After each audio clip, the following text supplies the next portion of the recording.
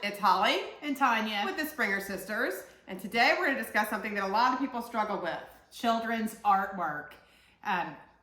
Everything that your kid does is absolutely adorable. Every parent that we work with, and most of our clients, is a parent or an aunt or a grandparent or somebody that really loves to hang on to all of the treasures that their children bring home. So today we want to show y'all some ways to think about what you have, some ways to store them, some ideas on which ones you should keep and maybe some that you should let go, and which ones maybe your children want to have and which ones you want to have. So a lot of different little topics, subtopics there. The first thing a lot of people don't know, when your children are little bitty, and I'm talking preschool age, they do a lot of art projects, which are precious. They're cute. But if you haven't been in the teaching world, you don't realize that a lot of these projects are about fine motor skills and about learning their colors and their shapes and their letters. It's not necessarily about the grand reveal of the art project. So you end up with a lot of these things at home, and if you were to call their teacher and say, what was the primary function of this cotton balls on C, it's gonna be that they use their little hands and their fine motor and their glue to put the cotton balls on the C. There's so much that these amazing teachers do with these projects that you don't realize exists with them. It's not just for the visual. There's a lot of mechanics that go with it. And if you're trying to decide what you need to keep from the masterpieces your kids have made, a few tips. Can you see their personality in that artwork? An example of this. This is a portrait my daughter did of herself. If anybody knows my daughter, they know She's not short on personality. this was hers. If you went into a classroom and saw all the kids' C's hanging up, Right, you wouldn't know which one your child did and which one their classmate did. They all pretty much look the same because they're designed to be the same, really. Right. It's following directions. Right. Did they get to use their spark, their creative ability? When you walk in a classroom and you see every kid's self-portrait, they're all going to be different and pretty cool and, you know, really individual. Something worth saving. Another thing you may want to save, handprints. I'm sure everybody comes home with a lot of handprints. And you may have a lot from each year. So you may want to set a quantity aside. Their hand pretty much didn't grow all throughout when they were in the 3s class, but 4s class. So just pick about 2 or 3 of those handprints. Handprints are precious.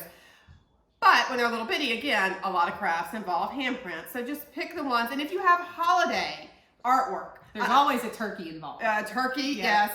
My friend laminates hers and then hangs them on the windows and stuff in her house for the holidays, like Easter stuff. So you can use these as decorations, and a lot of people like to see how their kids have grown, but make sure you laminate them and take care of them, and that way you really can display them every year and enjoy them. But that's something that gets them out of the storage boxes and in your line of sight. If that is your thing, laminate them, hang them up, get them out of the box if you like to enjoy them. That's a tip one of my friends does, and it looks really cute. We saw all of her Easter stuff behind her when we were having a Zoom call because that's what's happening these days. And then this example, this is my oldest. This was when he was 1st or 2nd grade, and it's a family portrait. Again, this is all him. He didn't follow any directions. You can tell this was his creative energy, and we've saved that. And the family was a different size then. It wasn't. Baby Ruby. Oh, no, Baby Ruby is there. I forgot. I do have somewhere Baby Ruby is in my tummy, but yeah.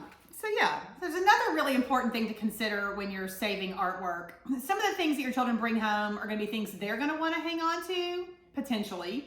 That typically dwindles the older they get. And some of the things were made for you, the parent, and you're going to want to hang on to those. So those things shouldn't necessarily be in their memory box. It should be in something that you have saved for yourself. And I know this time of year there's Mother's Day, all kinds of things. Kids do awesome crafts and letters and cards and things that you want to save.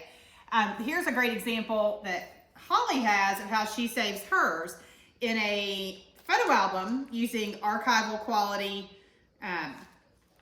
sleeves. Yeah, I just protect all of them. All the stuff that are to David and I, and I've got multiple things in each sleeve. It's not 100%, but things that were to David and I that we want to save go in are from the kid binder. Right. When you're storing their artwork, these are archival quality sleeves. You can just get regular page protectors if you want. There's no acid. These aren't photographs, and I'm worried that the acid's going to eat through, but I have them. I'm just kind of that way. But store your papers in these, and it really keeps them from getting wrinkled and torn up. And it's easy to revisit and look through. It's easy to show your kids. It's easy for you to enjoy on a rainy day or in quarantine, perhaps. And then finally, you know, each child should have a memory box. And it's one of the things we talk about a lot, boundaries. So having a certain box, and you're not going to outgrow those limits. So these are an example of a great memory box here. where the child has a say of what's involved in being stored, right, Holly? Each of my kids has a box about this size and it's in their closet. They have two. One is really for schoolwork and artwork, and the other one is for tangible, like keepsakes, t-shirts. Sam has a pair of like baby cowboy boots he wore all the time. So they know this is their limit. About every 5 years, I revisit with them and they look at it, starting at about the age of 10. Any younger than that, they're really still attached to everything. But once they get older and they realize that they have 20 pictures of the Star Wars lightsaber they drew in first grade, they're gonna get rid of most of those and keep their boundaries. So have a boundary in place for yourself as a parent to not be overwhelmed with all these amazing art treasures that your children bring home. And when you're struggling with this thought of relinquishing any of these adorable things that your children have created, think to yourself how many of those that you have from your childhood, and do you wish you still had them?